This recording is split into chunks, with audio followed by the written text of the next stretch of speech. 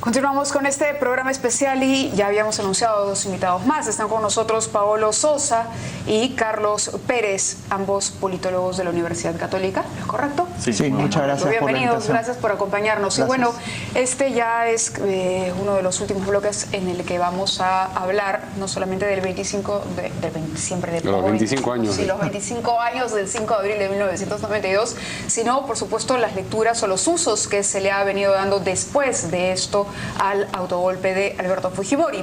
Tenemos una nota en la que los defensores de este golpe lo justifican, lo defienden, tienen derecho a expresarse, en fin, aquí están. Disolver. Cuando Alberto Fujimori dio el autogolpe de 1992, necesitaba de la fuerza de las armas. No me toque usted. Me toca no me toque. Prensa, compadre. No le pasa nada. No puede pasar nada. Los primeros en plegarse a su decisión anticonstitucional fueron las Fuerzas Armadas, que tomaron las calles para evitar cualquier intento de oposición al autoritarismo que se acababa de imponer. ¿Han requisado la decisión, señor? ¿Cuál es la orden? ¿Cuál es la orden? Por favor, ¿puede decir?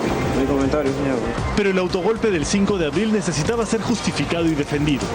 Trabajo encargado a los políticos del régimen y poco después a los nuevos congresistas que reemplazaron a los que Fujimori arrebató la representatividad que habían ganado en las urnas.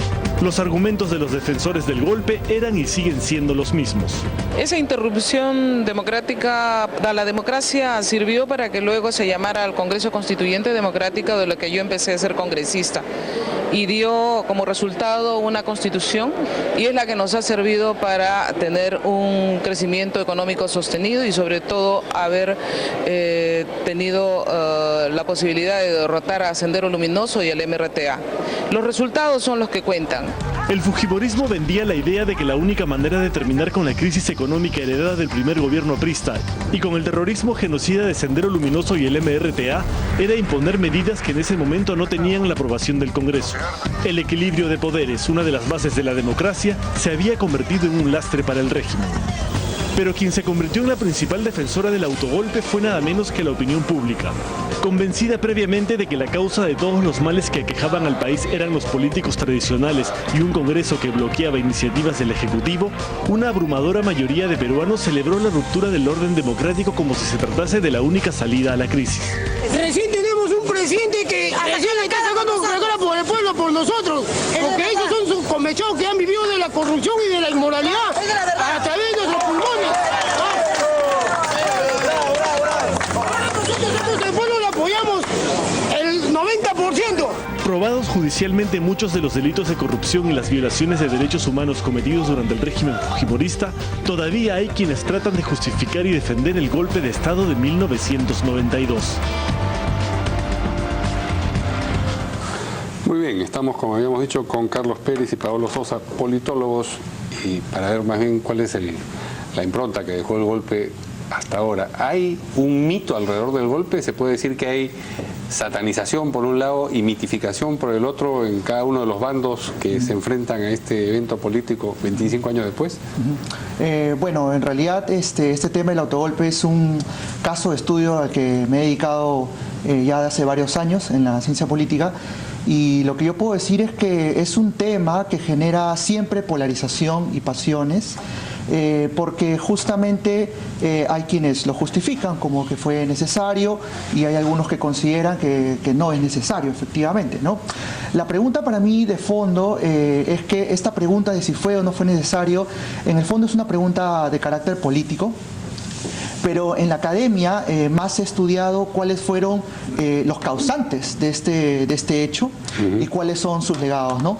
El 5 de abril, efectivamente, en las investigaciones que se han realizado, se ha demostrado que es efectivamente el mito y la génesis de lo que es el fenómeno fujimorista contemporáneo, porque la mayoría de fujimoristas considera que para ellos fue necesario. Y yo quisiera plantear acá una cuestión, ¿no? ¿Por qué para ellos era necesario? El problema era que en la elección del 20 de junio de 1990, Fujimori logró solamente 46 parlamentarios de 242. Entonces tuvo que afrontar un parlamento en oposición, mayoritariamente, 153 parlamentarios del APRE y del FREDEMO. Y eso, digamos, a la larga le creó bastantes problemas para poder, digamos, crear consensos, y Fujimori era un político amateur, ¿no? Lo cual, como ya se ha explicado, lo llevó a la decisión de tomar la medida, digamos, inconstitucional e ilegal del golpe.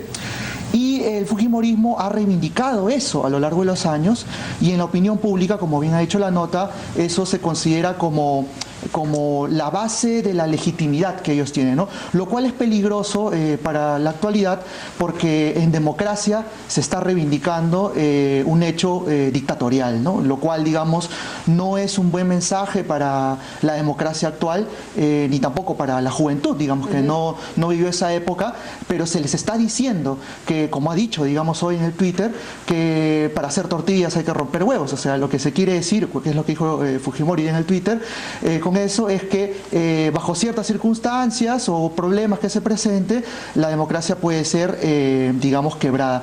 Y creo que ese mito del fujimorismo se ha mantenido y lo han reproducido a través del tiempo, y han logrado un importante sector de la población que se ha logrado convencer y adherir de esa idea, ¿no? ¿Sí? Sí, yo agregaría eso, que precisamente ese es el mito que ayuda un poco a cohesionar al fujimorismo como un actor político después de la caída de Fujimori. Es decir, no solo a observar el fujimorismo como una cuestión, como un fenómeno social, sino sobre todo a quienes participan activamente en lo que hoy, después de varios años, tiene un nombre fijo, que es Fuerza Popular. Pero hay una cosa que es interesante y un poco mueve los hilos más allá de esta fuerza política, que es que finalmente este mito o esta idea, o sobre el 5 de abril, existen dos memorias encontradas, ¿no? O sea, hay dos interpretaciones, dos imaginarios en conflicto, y efectivamente hoy, 25 años después, seguimos un poco contemplando esa disyuntiva de manera importante. Y ninguna de las dos, y eso es muy interesante, ha terminado de ser completamente hegemónica. Ni quienes, digamos, avalan no solo el autogolpe, sino lo que significó en general el gobierno de Alberto Fujimori, ni quienes, por otro lado, condenan el autoritarismo y la corrupción. Ambas memorias o ambas perspectivas sobre este episodio, digamos, están en constante y se juegan conflicto. Un clásico en la segunda vuelta de las dos últimas elecciones, ¿no? Y es muy indicativo, además, y es muy interesante que por una cuestión casi azarosa, precisamente en plenas campañas electorales, el 5 de abril es una fecha importante. Las dos últimas campañas electorales, el 5 de abril está muy cerca, digamos, de las fechas de las elecciones. De la primera vuelta. Entonces se constituyen en eventos que marcan un poco la propia campaña política, ¿no? Y digamos, algo que empezó un poco desde el análisis político, pero que luego permeó incluso en los propios fujimoristas, es esta idea de reconocer que hoy en día lo que hay en el Perú, digamos, como identidades muy fuertes, son precisamente el fujimorismo y el antifujimorismo.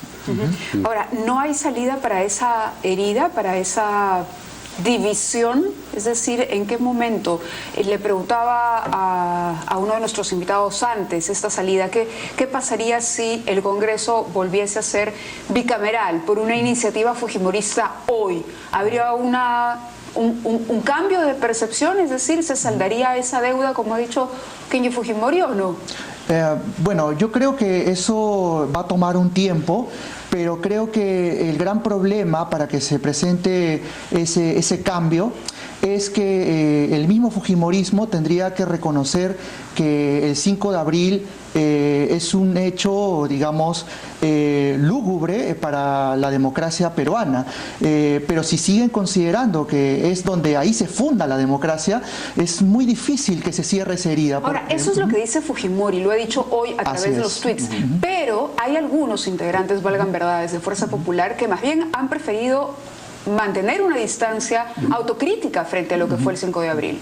Que es parcial, ¿no? En el fondo, la idea más fuerte, incluso Luz Salgado menciona esto, ¿no? El autogolpe es algo que no debe repetirse, es algo que nunca más debería volver a pasar, pero siempre pensando a futuro. Pero no dice, no claro, debió pasar. Pero cuando se le pregunta hacia atrás, claro, la idea siempre es bueno, pero hay una justificación. Hace unos días tuvimos, digamos, esta comparación con lo que estaba sucediendo con el Tribunal de Justicia, Supremo de Justicia en Venezuela. Sí. Y efectivamente, ¿no? Luz Salgado hace estas declaraciones y dice, bueno, pero es diferente porque nosotros convocamos elecciones y entonces hay una justificación ahí detrás. Sí, parece una concesión retórica, digamos, cuando critican el golpe, ¿no? Pero, sí, pero es muy importante en el fondo, digamos, para lograr esta especie de reconciliación por ese lado, por lo menos, ¿no? Esta idea de si pueden aceptar, digamos, o cargar con la cruz de que efectivamente su origen es autoritario y que por lo tanto no solo a futuro deberían evitarlo, sino reconocer efectivamente el daño que le hicieron a las instituciones políticas hacia atrás, es algo que es sumamente importante para dar ese paso, ¿no? Muy bien. Muchas gracias a nuestros invitados. Muchas gracias. No, gracias. Carlos Pérez y Pablo Sosa de esta noche, que nos han ayudado en este tramo final del especial por los 25 años del 5 de abril. Así es, han sido 2 horas de recordar, analizar, evaluar, y la conclusión sigue siendo la misma, creo que cuando empezamos el programa, es decir, no puede repetirse un golpe de Estado como aquel. Siempre la democracia será la mejor alternativa para un país que busca su desarrollo. Habrán dificultades seguramente, será un camino complicado, pero será un camino de libertad y de garantías para todos los integrantes de una nación, para todos, para mayorías y para minorías también. Así es. Buenas noches. Muy bien. Buenas noches, gracias por la atención.